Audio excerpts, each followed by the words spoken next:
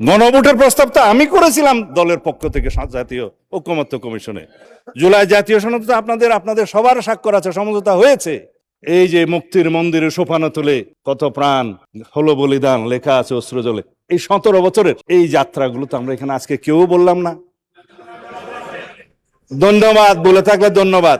আপনারা সংবিধান সংশোধনী কমিটিতে থাকতে চাইলেন না, সেটা ইতিহাস হয়ে থাকলো। বক্তব্য রাখবেন মাননীয় স্বরাষ্ট্রমন্ত্রী জনাব সালাউদ্দিন আহমদ। সময় অফকোর্স 15 মিনিট আপনার জন্য। জি, 15 মিনিটস, 15 মিনিট। মাননীয় স্পিকার, আপনাকে ধন্যবাদ। আপনাকেও ধন্যবাদ। আপনি মাননীয় বিরোধী দলীয় নেতার প্রতি ইনজাস্টিস করেছেন। আমি অভিযোগ করছি, সংসদ নেতা এবং বিরোধী দলীয় নেতার কোনো টাইম লিমিট থাকবে না যখন তারা আজকে 68 বিদের আলোচনায় আমি লাস্ট বক্তা বলতে পারেন on behalf of the leader of the house, কিছু জবাব তো দিতে হবে। আমি এই জন্যেই এই প্রসঙ্গটা তুললাম। আপনি আমাকে 15 মিনিট পরে বন্ধ করতে পারবেন না। আমি বুঝতে পারছিলাম কেন আপনি ওনার পক্ষটা নিয়েছেন, নিজেকে জাস্টিফাই করার জন্য। সেটা আমি প্রথমেই আন্দাজ করতে পারছিলাম। 15 মিনিটে হয়ে যাবে ইনশাআল্লাহ। আকলমন্দ কে লিয়ে ইশারাই কাফি है। মাননীয় স্পিকার, 68 বিদের আলোচনা, এখানে রুলস অফ প্রসিজিওর অনুসারে 1 ঘন্টার বিধি মোতাবেক যেই পক্ষ 68 বিধির আলোচনাটা তোলেন তাদেরকে 5 মিনিট হলেও বেশি দেয়া হয়েছে। আমাদেরকে সেই হিসাবে 5 মিনিট কম দিয়ে 2 জনের বক্তাতে দেয়া হয়েছে। আমার এই সময়টা আপনি গণ্য করবেন না দয়া করে। আমরা আসলে এখানে এক পক্ষ। আজকের এই আলোচনাটায় কেন দ্বিপাক্ষিক আলোচনা হলো আমি জানি না। এখানে মাননীয় বিরোধী দলীয় নেতা সঠিক বলেছেন, গণভোট, গণরায় ইত্যাদি প্রসঙ্গটা উনি শেষে বলেছেন। কিন্তু আজকে ওঠা উচিত ছিল এই জুলাই গণ অভ্যুত্থানের ফসল হিসেবে প্রথম যে অর্জনটা আমাদের হয়েছিল সেটা হচ্ছে জুলাই ঘোষণাপত্র। কেউ সেটার প্রসঙ্গ তুললেন না। আমার বন্ধু মাননীয় বিরোধী দলীয় চিফ হুইপ জনাব নাহিদ সাহেব, তারা সংগ্রাম করেছেন। প্রথম দিকে জুলাই ঘোষণাপত্রের সাথে আমরা একমত ছিলাম কিনা বা আমরা তাদের দাবিগুলোর সাথে ঐক্যমত ছিলাম কিনা এই প্রসঙ্গ নিয়ে অনেক বিতর্ক হয়েছে। কিন্তু আমাদের উদ্যোগেই জাতীয়ভাবে সংসদের দক্ষিণ প্লাজায় জুলাই ঘোষণাপত্র ঘোষণা করা হয়েছে আনুষ্ঠানিকতার সাথে। কেউ তো আজকে সেই প্রসঙ্গ তুললেন না। জুলাই ঘোষণাপত্রে আপনাদের দাবি কি ছিল? যে জুলাই জাতীয় সনদ প্রণীত হবে, জুলাই ঘোষণাপত্রে জুলাই যোদ্ধাদের সুরক্ষা দেয়া হবে, জুলাই ঘোষণাপত্র অনুসারে সাংবিধানিকভাবে জুলাই যোদ্ধাদেরকে সুরক্ষা দেয়া হবে এবং এই জুলাই ঘোষণাপত্রকে যেন সংবিধানে ধারণ করা হয়, সেই দাবি ছিল না? কিন্তু আপনারা কেউ বললেন না তো। আমরা জুলাই ঘোষণাপত্র ঘোষণা করলাম জাতীয়ভাবে, তার পরবর্তীতে তাদের দাবি ছিল জুলাই জাতীয় সনদ প্রণীত হতে হবে, যেটা শুরু হয়েছে জাতীয় ঐকমত্য কমিশনের প্রচেষ্টার মধ্য দিয়ে। সেখানে 30টা কি 32টা দল অংশগ্রহণ করেছে এবং এই জুলাই জাতীয় সনদ অনুসারে এখানে 26টা দল স্বাক্ষর করেছে, 30টা দল এখানে অংশগ্রহণ করেছিল আলোচনার মধ্যে। আপনারা তো কেউ বললেন না এখানে অঙ্গীকার নামায় কি আছে। এটা তো জুলাই গণ অভ্যুত্থান হিসেবে আপনি স্বীকার করেছেন। ধন্যবাদ জনাব আক্তার সাহেবকে। আপনার নোটিশটা পড়ি। জুলাই মাস চলছে, এই মাসে 2024 সালে বাংলাদেশে একটি রক্তক্ষয়ী গণ অভ্যুত্থান সংগঠিত হয়। কিন্তু আপনারা কথায় কথায় বাইরে অবশ্যই এটাকে বিপ্লব বলে চালিয়ে দেন। তা আপনারা যে সঠিকভাবে ব্যাকরণ এসছেন সেজন্য ধন্যবাদ। এখন বাংলাদেশের সাধারণ জনগণ এই গণ অভ্যুত্থানের গণ আন্দোলনে অংশগ্রহণ করেছে। এই জন্য আপনাকে ধন্যবাদ জানাই যে শুধুমাত্র কোনো রাজনৈতিক দল অথবা শুধুমাত্র কোনো ছাত্র সংগঠন কেউই এককভাবে এর কৃতিত্বের দাবি না, এটা স্বীকার করার জন্য ধন্যবাদ। বাংলাদেশের জনগণই এই জুলাই গণ অভ্যুত্থান সংগঠিত করেছে। তারপরে আপনি বলেছেন এই নোটিশের মধ্যেই সেই সব মানুষের আত্মত্যাগের বিষয়ে সম্মান জানানো, কিভাবে সম্মান জানানো হয়েছে তার আমি একটু বিবৃতি দেব। এবং জুলাইয়ে যারা গণহত্যা অংশগ্রহণ করেছিল তাদের যথাযথ বিচারের বিষয়ে আইনমন্ত্রী যথেষ্ট বলেছেন। দুইটা বিষয় উনি হয়তো সময়ের অভাবে বলতে পারেন না, সেটা আমি এক লাইনে বলব। শাস্তি কার্যকর করার বিষয়ে আলোচনা। এই আসি আইনমন্ত্রী সাহেবের কথা দিয়ে। জুলাই গণঅভ্যুত্থানে সংগঠিত গণহত্যা ও মানবতা বিরোধী অপরাধ এবং তৎপূর্বে ফ্যাসিস্ট সরকার কর্তৃক গুম, এই কথাগুলো কেউ বলে নাই। যে 17 বছরের যে অবিরাম যাত্রা, এই যে মুক্তির মন্দিরে সোপানো তুলে কত প্রাণ হলো বলিদান লেখা আছে অস্ত্র জলে, এই 17 বছরের এই যাত্রাগুলো তো আমরা এখানে আজকে কেউ বললাম না। ধন্যবাদ বলে থাকলে ধন্যবাদ, ধন্যবাদ, ধন্যবাদ। এই 17 বছরের অবিরাম ফেসিবাদ বিরোধী গণতান্ত্রিক আন্দোলনে সবচাইতে বেশি ত্যাগ স্বীকার করেছেন আমাদের নেত্রী, দেশনেত্রী বেগম খালেদা জিয়া। আমরা কেউ তার নাম নিলাম না, যার ত্যাগের সাথে বাংলাদেশের কোন রাজনৈতিক আন্দোলনের ত্যাগের কারোই তুলনা চলে না। সন্তান হারিয়েছেন, নিজের জীবন বিসর্জন দিয়েছেন, শেষ পর্যন্ত আপসহীন থেকে এই কবরে শায়িত আছেন। তিনি আমাদের জন্য অনুপ্রেরণা হয়ে থাকলেন, সারা পৃথিবীর গণতন্ত্রকামী মানুষের জন্য অনুপ্রেরণা হয়ে থাকলেন। এই ফ্যাসিস্ট সরকার কর্তৃক গুম, আয়নাগরে অবৈধ বন্দিশালায় বন্দি রাখা, বিচার বহির্ভূত হত্যাকাণ্ড, এগুলোর জন্য তো আমরা মামলা করেছি। আমি নিজে বাদী হয়ে একটা মামলা করেছি আন্তর্জাতিক অপরাধ ট্রাইব্যুনালে। এর মামলার সংখ্যা এখনো পর্যন্ত 590, যেটা আইনমন্ত্রী সাহেব বললেন। উনি বিস্তারিত বলেছেন, একটা জিনিস উনি সময়ের অভাবে হয়তো বলতে পারেননি, আরো 12টা মামলা তদন্ত শেষ করে ফর্মাল চার্জ গঠনের জন্য অপেক্ষা করছে, বিচার শুরুর অপেক্ষায় আছে। ফর্মাল চার্জটা, হ্যাঁ, আরো 12টা বলে থাকলে ধন্যবাদ, যেগুলো হয়েছে। সেটা আর মামলার দিকে গেলাম না, মাননীয় স্পিকার। এটা আইনমন্ত্রী সাহেব যথেষ্ট কভার করেছেন। এগুলা গৃহীত ব্যবস্থার মধ্যে প্রসঙ্গ এসছে, বিগত সরকারের সময় যা হয়েছে হয়েছে, বর্তমান সরকারের এই 4-5 মাস বয়সে কিছুই তো আগালো না, এই তো কথা। তার জবাব তিনি দিয়েছেন। আমি প্রশ্ন করি, আমার বন্ধু নাহিদ সাহেব যে বলেছেন আওয়ামী লীগের দল হিসেবে বিচার করতে হবে, কেন? সেই ক্যাবিনেট মিটিংয়ে তো আপনারাও ছিলেন, যেখানে দল হিসেবে আওয়ামী লীগের বিচার করার জন্য আইন সংশোধনের প্রস্তাব উঠেছিল উপদেষ্টা কমিটির বৈঠকে। সেখানে আর্টিকেল 47 অনুসারে এই সন্ত্রাস বিরোধী আইনে এবং আইসিটি একটা পরিবর্তন করে আওয়ামী লীগের বিচার করার জন্য ক্যাবিনেট মিটিং উঠেছিল। আপনারা তো সেই মিটিংয়ে ছিলেন, পাশ করেন নাই তো। পরে এটা আন্দোলন হলো, শাহবাগ আন্দোলন। তারপরে যমুনাতে নিয়ন্ত্রিতভাবে ঘেরাও হলো, এরপরে সেটা আদায় করতে হলো। আমি নিজে আজকে পার্লামেন্টে স্বীকার করছি, উদ্যোগী হয়ে দলের পক্ষ থেকে সেই আইন প্রণয়নের জন্য সহযোগিতা করে সেই আইনটা পাশ করেছি, যে আওয়ামী লীগের বিচার দাবি করছি আমরা। 2025 সালের 5ই ফেব্রুয়ারি প্রেস ক্লাবে আমি সর্বপ্রথম দল হিসেবে আওয়ামী লীগের বিচার করার জন্য দাবি তুলেছিলাম। অডিও ভিডিও মিডিয়াতে সবগুলো আছে দলের পক্ষ থেকে। কিন্তু আপনারা আপনাদের অতীত বলতে চান না, আমিও চাই না, অতীত নিয়ে ঘাটাঘাটি করতে চাই না। আমরা সামনের দিকে যাব, ইতিহাসের দিকে কম হাঁটব। কিন্তু ভবিষ্যৎ সব সময় লেখা থাকে অতীতের মধ্যে। সেই অতীত নির্ধারণ করতে বর্তমান এবং ভবিষ্যৎ কি হবে, সেই জন্য মাঝে মধ্যে একটু ইতিহাস চর্চা। তারপর আমি আজকে ইতিহাসে যাব না। মাননীয় স্পিকার, জুলাই যোদ্ধাদের সুরক্ষার জন্য যে প্রতিশ্রুতি, যে অঙ্গীকার আমরা জুলাই জাতীয় সনদে করেছি, সেটা তো বাস্তবায়ন হয়েছে। এখানে আজকে আবার নতুন করে আমার বন্ধু বললেন যে আমাদের কোনো সদস্য বলছেন যে জুলাই যোদ্ধাদের সাথে পুলিশ হত্যার একটা তুলনা করে বক্তব্য দিয়েছে। এই মহান জাতীয় সংসদে কেউ কোনো বক্তব্য দেয় না। হাউসের বাইরের কোনো বক্তব্য পার্লামেন্টের ডিসকাশনে আসতে পারে না। It is irrelevant in the house. কেউ যদি কোথাও বলে থাকে, টক শোতে বলে থাকে, বাইরে বলে থাকে, সেটা সেখানে পার্লামেন্টের প্রসিডিং এর মধ্যে আসবে না। আমরা জুলাই জাতীয় সনদের এই অঙ্গীকার নামায় যেখানে সংশোধন হয়েছে, যেদিন স্বাক্ষর হবে জুলাই জাতীয় সনদ, সেদিনও একটা আন্দোলন হয়েছে এই দক্ষিণ প্লাজার সেই মাঠে জাতীয় সংসদের। আমি নিজে টেলিফোন করে, আমার বন্ধুরা সাক্ষী আছে কয়েকজন, আমি প্রফেসর আলী রিয়াজ সাহেবকে অনুরোধ করে সেটা সংশোধন করে বলেছি, হ্যাঁ তাদের দাবি ন্যায্য, এই অঙ্গীকার নামা আপনারা সংশোধন করেন, আমরা সবাই স্বাক্ষর করব। সেটা কি ছিল? শহীদ পরিবার ও আহত বীর জুলাই যোদ্ধাদের আইনগত দায় মুক্তি এবং মৌলিক অধিকার সুরক্ষা ও নিরাপত্তা নিশ্চিত করা। সেটা অর্ডিন্যান্স হয়েছে পরে।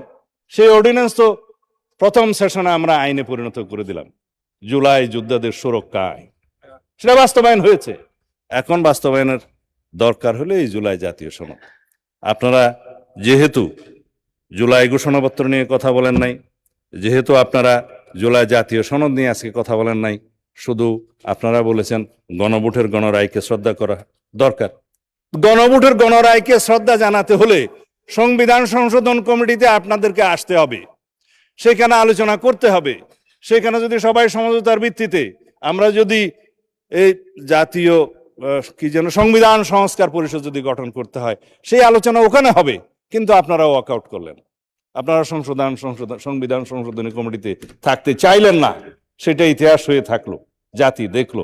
আমরা এই সংবিধান সংশোধন করতে চাই, সংবিধানের গণতান্ত্রিক সংস্কার করতে চাই, আমরা রাষ্ট্র কাঠামোর গণতান্ত্রিক সংস্কার করতে চাই, আমরা বিচার বিভাগের স্বাধীনতা নিশ্চিত করতে চাই, গণমাধ্যমের স্বাধীনতা নিশ্চিত করতে চাই, এবং আমরা ভবিষ্যতে যাতে এই দেশে কোনোদিন ফেসিবাদ এবং ফেসিবাদী কোনো উৎপত্তি না হয়, উৎপাদ না হয়, পার্লামেন্টারি ফুয়ারার সৃষ্টি না হয়, সেজন্য আমরা এমন সংবিধান সংশোধন করতে চাই যে এই সংবিধানটা সমঝোতার ভিত্তিতে গ্রহণ করা উচিত।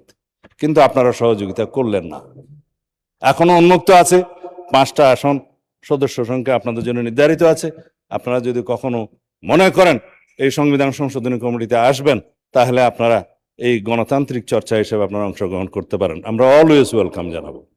হয়তো আপনাদের রাজনীতি আছে, মাঠের বক্তৃতা দিবেন, গণভোটের গণরায় কার্যকর করা হোক। কিন্তু এই গণভোটের গণরায়টা কিসের উপর ভিত্তিতে ভাই? সব এটা আইনের ভিত্তিতে ভোট ছিল। সেই আইনটা কি ছিল? আইনও ছিল না, আদেশের ভিত্তিতে ছিল। সেই আদেশটাও অবৈধ ছিল। সেই আদেশের মধ্যে তো কোনো সমঝোতা হয়নি। জুলাই জাতীয় সনদ তো আপনাদের সবার স্বাক্ষর আছে, সমঝোতা হয়েছে। ঘোষণাপত্র সমঝোতা হয়েছে, ঐতিহাসিকভাবে সেটা স্বাক্ষরিত হয়েছে। এই দক্ষিণ প্লাজায় সেটা জাতি দেখেছে। কিন্তু যে জুলাই জাতীয় সনদ সংবিধান সংস্কার বাস্তবায়ন আদেশ নামে এই যে একটা আদেশ জারি করা হলো অবৈধভাবে, কারোর সাথে তো কোনো আলোচনা হয়নি, রাজনৈতিক সমঝোতা হয়নি। সেই আদেশটা ভয়েড অ্যাব ইনিশিও, সেটার করারই ইখতিয়ার প্রেসিডেন্টের ছিল না, নাই। সেই আদেশের উপর আপনারা গণভোটের কথা বলেন। হ্যাঁ, গণভোট অবশ্যই জনগণের রায়কে আমরা সম্মান দিতে হবে। তার মধ্যে 3.5 কান প্রশ্নে আমরা একমত, যেটা জুলাই জাতীয় সনদের সাথে একমত আছে। গণভোটের প্রস্তাব তো আমি করেছিলাম দলের পক্ষ থেকে জাতীয় ঐকমত্য কমিশনে। কিসের উপর ভিত্তি করে? এই জুলাই জাতীয় সনদের পক্ষে জনগণ আছে কি নাই সেই প্রশ্নে আমরা একটা আইনগত ভিত্তি রচনা করি, আসুন গণভোট দিই। সেখান থেকে তো আপনারা সরে গেলেন। আপনারা এই যমুনাতে অভ্যন্তরে এবং কিনারে বসে একটা কায়দা কানুন করে আদেশ জারি করালেন। সেই কথা আমি আর এখানে বলতে চাই না, মানে স্পিকার। যাই হোক, এখন যে প্রশ্নগুলো তুলেছেন, মাননীয় আইনমন্ত্রীর দিকে একটু উদ্দেশ্য করে বলেছেন মাননীয় বিরোধী দলীয় নেতা, যে 96-তে টেনে নিয়ে গেলেন কেন? অতীত তো কেবল পিছনেই টানে। আমরা তো 86-তে যাইনি, যেতে চাই না। 96-তে গিয়েছি, বিস্তর একটা ছবি আছে, এখনো আপনারা আর্কাইভে দেখলে পাবেন। একদিকে সাজেদা চৌধুরী, আব্দুস সামাদ আজাদ, আমাদের মওদুদ সাহেব এবং মতিউর রহমান নিজামী সাহেব সবাই এক টেবিলে বসে ঘোষণা দিচ্ছে। ইহাকে কি যুগপৎ আন্দোলন বলা যায়? যদি যুগপৎ আন্দোলন বলা যায় তাহলে কি জায়েজ আছে? জুট করেন নাই, ঠিক আছে, মানলাম। আর এই না, আমি আর পিছনে যেতে চাই না। আপনারা এখন পজিটিভলি যেগুলো শুনতে চান সেটা বলি, কারণ মাননীয় না, আমাকে পিছনে টানিলে আরো পিছনে টানিতে হইবে, এটা আর যাবো না। না না না না, আমি এখন সামনের দিকে যাই। আপনারা চেয়েছেন যে আমি তো সময় তো দিবে না। আমরা কি এই যে আপনাদের এই নোটিশের প্রেক্ষিতে কি কার্যকর ব্যবস্থা গ্রহণ করেছে সেটা, এবং আপনাদের কি আজকে দাবি আছে সেটা বলি শুধু। মাননীয় বিরোধী দলের নেতা বলেছেন, জনাব নাহিদ সাহেব বলেছেন, জুলাই জাদুঘর, স্মৃতি জাদুঘর 5ই আগস্ট খুলে দেয়া হোক। এটা আজকেই সংবাদ সম্মেলন করে সাংস্কৃতিক মন্ত্রণালয় থেকে জানিয়ে দেওয়া হয়েছে 5ই আগস্ট জুলাই স্মৃতি জাদুঘর খুলে দেওয়া হবে। মাননীয় প্রধানমন্ত্রী সেটা উদ্বোধন করবেন।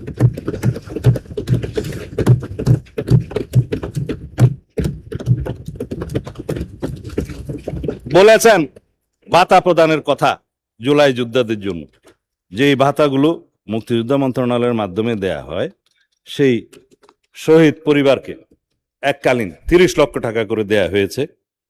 এবং জুলাই যোদ্ধাদের শ্রেণী আছে, ক শ্রেণী, খ শ্রেণী, গ শ্রেণী। বেশি যারা আহত তাদেরকে ক শ্রেণী, তারপরে মাঝারি খ শ্রেণী, তারপরে একটা গ শ্রেণী। ক শ্রেণীকে 5 লক্ষ টাকা, খ শ্রেণীর আহতদেরকে 3 লক্ষ টাকা এবং গ শ্রেণীকে 1 লক্ষ টাকা করে আর্থিক সহায়তা প্রদান করে।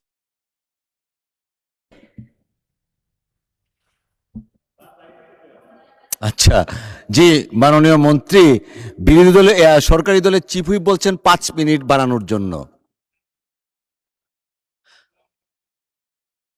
এত আপনারা কৃপণ কেন? আচ্ছা ঠিক আছে, একটু এক্সটেন্ড করলাম, 3 মিনিটস অ্যাডেড, 8 মিনিটস, 8 মিনিট, ধন্যবাদ। আচ্ছা, এরপরে তো আপনারা সংসদে আজকে বিরতি দিয়ে বাসায় যাবেন, আর তো কোনো কাজ নাই। মাননীয় স্পিকার, জুলাই শহীদ পরিবারকে, এটা আপনাদের প্রশ্নের উত্তরে কি কি আমরা করেছি সেটা না শুনলে তো হাফ ডান হয়ে গেল। শহীদ, আমি অতীতে যাব না, বলতে দিয়ে আর কি, সামনে যাচ্ছে। শহীদ পরিবারকে মাসিক 20,000 টাকা, ক শ্রেণীর জুলাই যোদ্ধাদেরকে মাসিক 20,000 টাকা এবং খ শ্রেণীর 15,000 এবং গ শ্রেণীর 10,000 টাকা করে মাসিক ভাতা প্রদান করা হচ্ছে।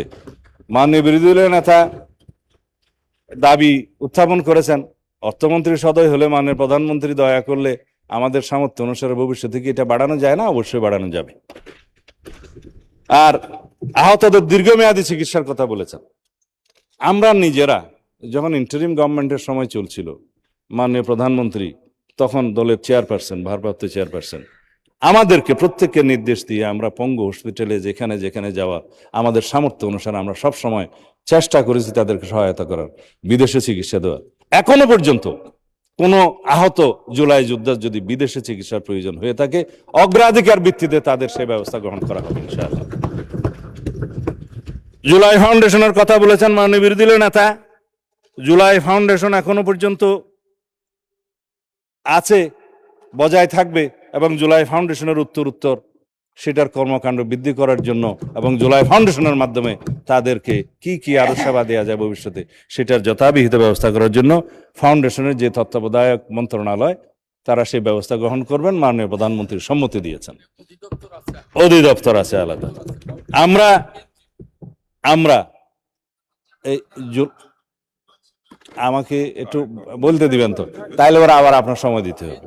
যাই হোক, আমরা জুলাইয়ের চেতনাকে ধারণ করি, রাজনীতি করি না। আমরা জুলাইয়ের চেতনাকে ধারণ করে কোনোদিন রাজনীতি করতে চাই না এবং সবাইকে নিষেধ করব এই জুলাই বাংলাদেশের সকল মানুষের, যারা ফেসিবাদ বিরোধী গণতান্ত্রিক আন্দোলনে দীর্ঘ 17 বছরের আন্দোলনে যারা শহীদ হয়েছেন, গুম হয়েছেন, খুন হয়েছেন, মামলায় হামলায় জর্জরিত হয়েছেন, তাদের সবারই এই জুলাই, সারা সমগ্র বাংলাদেশের মুক্তিকামী মানুষের এই জুলাই। আমরা এই জুলাইকে ধারণ করি। কৃতিত্ব যেন আমরা কেউ দাবি না করি। যারা 71-এর চেতনা নিয়ে ব্যবসা করতে করতে, রাজনীতি করতে করতে আজকে দুলাই গিয়ে কি যেন দিল্লি গিয়ে ঠাঁই হয়েছে, সেই অবস্থা যেন আমাদের কারো না হয়। সুতরাং বাংলাদেশের ভবিষ্যৎ প্রজন্ম এই জুলাই গণ অভ্যুত্থানের স্মৃতিকে ধারণ করে, এই ইতিহাসকে ধারণ করে ভবিষ্যতে যাতে শিক্ষা নেয়, ভবিষ্যতের সকল সরকার যাতে শিক্ষা নেয়, কোনোদিন যাতে ফেসিবাদী আচরণ করার সাহস না পায়, সেইভাবে আমরা জুলাইকে ধারণ করবো। মাননীয় স্পিকার, আমরা মিডিয়ার ফ্রিডম নিয়ে কথা বলছি। মাননীয় বিরোধী দলের নেতা বলেছেন যে কিছু কিছু মিডিয়া এখনো আগের আচরণ করার জন্য তারা তাদের সিমটম প্রকাশ করা শুরু করেছে। একদিকে আমরা ফ্রিডম অফ স্পিচের কথা বলবো, আর একদিকে আমরা তথ্য প্রবাহকে এবং মিডিয়ার ফ্রিডমকে আমরা গলা চিপে ধরবো, সেটা হয় না। আমরা পাল্টা সেটার জবাব দিয়েই দেব, পাল্টা জবাব দিয়েই মিডিয়ার সেই সমস্ত আচরণকে আমরা জবাব দেব। কোনো মিডিয়াকে আমরা স্বৈরাচারী আচরণ করতে দেব না, কিন্তু সেটা ডিপেন্ড করবে আমাদের আচরণ। কারণ ফ্রিডম অফ স্পিচ এবং freedom of press is always subject to some restriction imposed by the reasonable ground in the interest of the state, এবং সেই রিজনেবল রেস্ট্রিকশনগুলো বর্ণনা করবে মাননীয় আদালত। সেটা আছে আর্টিকেল 39, সেটা কিন্তু উন্মুক্ত নয়। যাই হোক, আমরা বর্ডার ইস্যু নিয়ে এখানে মাননীয় বিরোধী দলীয় নেতা কথা বলেছেন। বর্ডার ইস্যুতে এই প্রথমবার এই আমরা 4-5 মাসের সরকারে আমরা সমস্ত জায়গায় একজনকে অবৈধভাবে পুষিন হতে দেই নাই, সেটা অন রেকর্ড। আমরা চেষ্টা করেছি আমাদের সার্বভৌমত্বকে আমরা যেন সর্বতোভাবে রক্ষা করার চেষ্টা করেছি। আমরা আমাদের জওয়ানরা বিজিবির সৈনিকেরা পাল্টা গুলি করেছে আমাদের বর্ডারে, আপনারা নিশ্চয়ই দেখেছেন। আমরা বলেছি যে কোনো দেশের এমন কোনো আচরণ আমরা বরদাস্ত করব না যাতে আমাদের সার্বভৌমত্ব ক্ষুণ্ণ হয়, আমাদের স্বাধীনতা ক্ষুণ্ণ হয়। আমরা সবাই এক, এখানে সরকারি দল বিরোধী দল বলতে কোনো কথা নেই। আমরা বাংলাদেশের স্বাধীনতার সার্বভৌমত্বের প্রশ্নে সবাই ঐক্যবদ্ধ থাকব। আমরা ফ্যাসিবাদ বিরোধী গণতান্ত্রিক আন্দোলনে যেভাবে ইস্পাত কঠিন জাতীয় ঐক্য আমরা গড়ে তুলেছি, সেই জাতীয় ঐক্য ন্যাশনাল ইস্যুতে সবসময় এক থাকবে বলে আমি বিশ্বাস করি।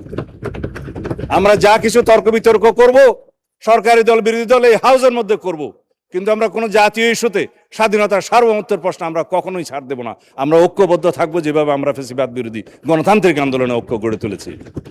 এটাকে আমরা শক্তিতে পরিণত করব এই জাতিকে এগিয়ে নিয়ে যাওয়ার জন্য। মানে স্পিকার, পার্শ্ববর্তী দেশের সাথে সম্পর্ক কি হবে সেটা তো আমরা এখানে আলাপ আলোচনা করে সংসদে আমরা সংবিধান সংশোধন করে পররাষ্ট্রনীতি সংশোধন করে আমরা এখানে করতে পারি। সেটা তো সরকারের একক কোনো দায়িত্ব না। প্রতিবেশীকে কখনো পাল্টানো যায় না।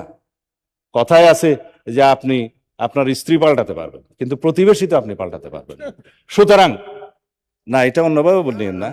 হ্যাঁ, সুতরাং প্রতিবেশীর সাথে কি সম্পর্ক হবে, বাইলেটারাল কি সম্পর্ক হবে, ট্রেড এন্ড কমার্সের কি সম্পর্ক হবে, অবশ্যই সেটা on the basis of the mutual dignity, respect and on the basis of the sovereign equality, সেটা আমরা আগেই ঘোষণা করেছি। আমরা তো আগেই বলেছি, আমাদের নেতা আগে বলেছেন, ওই অন্য কোনো দেশ নয়, সবার আগে বাংলাদেশ। আমি নাম নিলাম না, আমরা সবার আগে বাংলাদেশ নীতিতেই আমরা আছি এবং এইভাবেই আমরা ম্যান্ডেট পেয়েছি। মাননীয় স্পিকার, আমাদের বন্ধু আখতার সাহেব অনেক বিষয়ে কথা বলেছেন যে হাসিনাকে ফিরিয়ে নিয়ে এসে রায় কার্যকর করা হবে কিনা। হাসিনাকে ফিরিয়ে নিয়ে আসার জন্য ইন্টারিম গভর্নমেন্ট থেকে শুরু করে এই পর্যন্ত আমরা তাগাদাপত্র দিচ্ছি as per the extradition treaty with the পার্শ্ববর্তী দেশ আর কি, নেইবারিং কান্ট্রি। সেই এক্সট্রাডিশন চুক্তি অনুসারে, টিটি অনুসারে আমরা তাকে ফেরত চাই। আমরা চাই তিনি ফেরত আসুক, বিচারের মুখোমুখি হোক। তবে আইনমন্ত্রী বলেছেন তাকে আসলে অ্যারেস্ট করা হবে এই জন্য যে শি ইজ অলরেডি কনভিক্টেড, সুতরাং তার আত্মসমর্পণের সুযোগ নাই। তিনি আসলেই তাকে গ্রেফতার করা হবে, রায় কার্যকর করা হবে। যদি আপিলের কোনো সুযোগ থাকে সেটা অন্য কথা, আইন আদালত বলবে। আর বেনজিরকে কি ইন্টারপোলের মাধ্যমে গ্রেফতার ইন্টারিম গভর্নমেন্ট করতে পেরেছে মাননীয় স্পিকার 2 বছরে? আমরা করেছি 3 মাসের সরকার আসার মধ্যে। সেই বেনজিরের সমস্ত কাগজপত্র 30 দিনের ভিতরে দিতে বলেছে সেই গভর্নমেন্ট, আমরা 3 দিনের মধ্যে দিয়েছি। আমরা অপেক্ষা করছি কখন তাকে ফেরত নিয়ে আসতে পারবো। আমরা হাদির হত্যাকারী 3 জনকে আমরা ফেরত চেয়েছি, সেখানে অ্যারেস্ট অবস্থায় আছে, তাদের বিরুদ্ধে মামলা চলছে। আমরা চেয়েছি সেই গভর্নমেন্টের কাছে এক্সট্রাডিশন চুক্তি অনুসারে কাগজপত্র পাঠিয়েছে।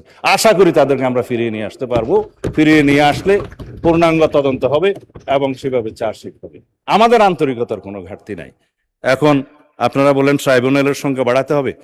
আমরা পার্শ্ব করে ইন্টারিম গভর্নমেন্টের সময় একটা ট্রাইব্যুনাল থেকে 2টা ট্রাইব্যুনালে নিতে বাধ্য করেছি। এখন যদি প্রয়োজন হয় ট্রাইব্যুনালের সংখ্যাও বাড়বে, প্রসিকিউশনের সংখ্যা বাড়বে, ইনভেস্টিগেশন টিম বাড়বে, লজিস্টিক টিম বাড়বে। আমাদের প্রধানতম উদ্দেশ্য হচ্ছে এই দেশে ন্যায় বিচার প্রতিষ্ঠা করা। 1400 শহীদ হয়েছে, এটা জাতিসংঘের রিপোর্ট, কিন্তু এটা আমরা জানি 2000-এর বেশি। আহত হয়েছে 30,000-এর মতো মানুষ। তাদের সকলের ন্যায় বিচার নিশ্চিত করা হবে ইনশাআল্লাহ। যে বিচারগুলো এখানে আমরা শুধুমাত্র আইসিটি কোর্টে পেন্ডিং আছে দেখলাম, তার বাইরেও অনেক সাধারণ মামলা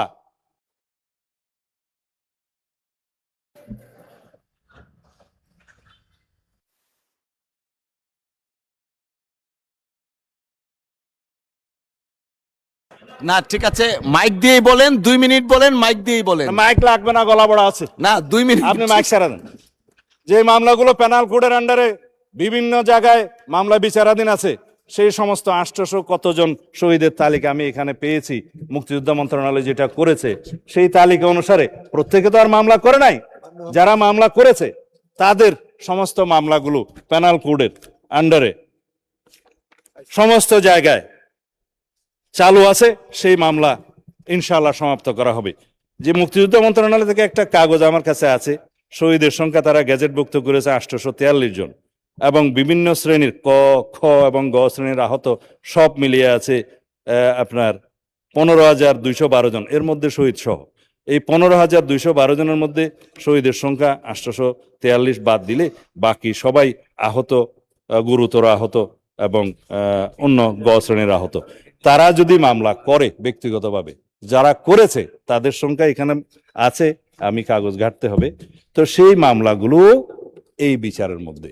যারা জুলাই শহীদ, জুলাই যোদ্ধা, আহত যোদ্ধা, যারা 2 চোখে অন্ধ হয়েছে, 1 চোখে অন্ধ হয়েছে, তাদের অবশ্যই যদি মামলা করে তাদের মামলা ন্যায় বিচার নিশ্চিত করা হবে। কিন্তু যদি সরকার পক্ষ থেকে মামলা করা হয়ে থাকে, সেই মামলাতেও বিচার হওয়ার সম্ভাবনা আছে। আমি আশা করি যারা শহীদ পরিবার আছেন, যারা আহত জুলাই যোদ্ধা আছেন, তারা প্রত্যেকেই তাদের ন্যায় বিচারের জন্য আদালতে যাবেন। ইনশাআল্লাহ আমরা ন্যায় বিচার নিশ্চিত করব। এর বাইরে যে সমস্ত তথ্য আমার দেয়া ছিল, সময়ের অভাবে আমি আর দিচ্ছি না।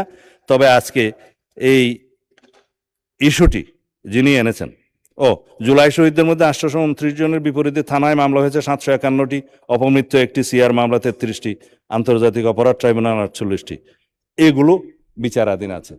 আমিও একজন বিচার প্রার্থী হিসেবে আইসিটি কোর্টে মামলা করেছি, সেই মামলা এখনো তদন্ত বাকি আছে। তবে আওয়ামী লীগের দল হিসেবে যে বিচার করা হবে সেই তদন্ত এখন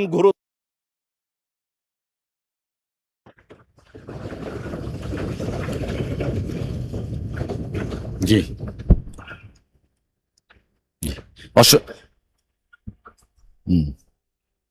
জি, অসংখ্য ধন্যবাদ মাননীয় স্বরাষ্ট্রমন্ত্রী।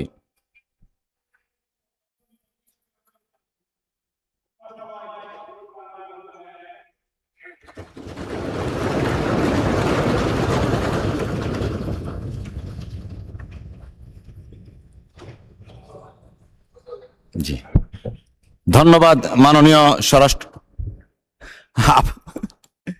জি, মাননীয় বিরোধী দলীয় নেতা একটু মাইকটা দিবেন প্লিজ। মাইক দিচ্ছে, লাগবে না কিছু? আমি বলছি আগামীতে আমিও মাইক ছাড়া সুযোগ চাই আর কি। ধন্যবাদ আপনাকে।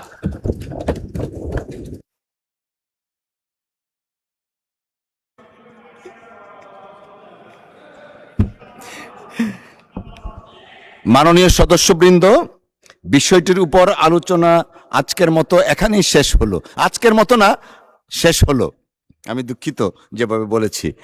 মাননীয় সদস্যবৃন্দ, সংসদের বৈঠক আগামীকাল 15 জুলাই 2026 তারিখ 31 আষাঢ় 1433 রোজ বুধবার বিকাল 3 ঘটিকা পর্যন্ত মুলতবি করা হলো। আপনাদের সহযোগিতার জন্য অসংখ্য ধন্যবাদ। আল্লাহ হাফেজ। বাংলাদেশ জিন্দাবাদ। আসসালামু আলাইকুম।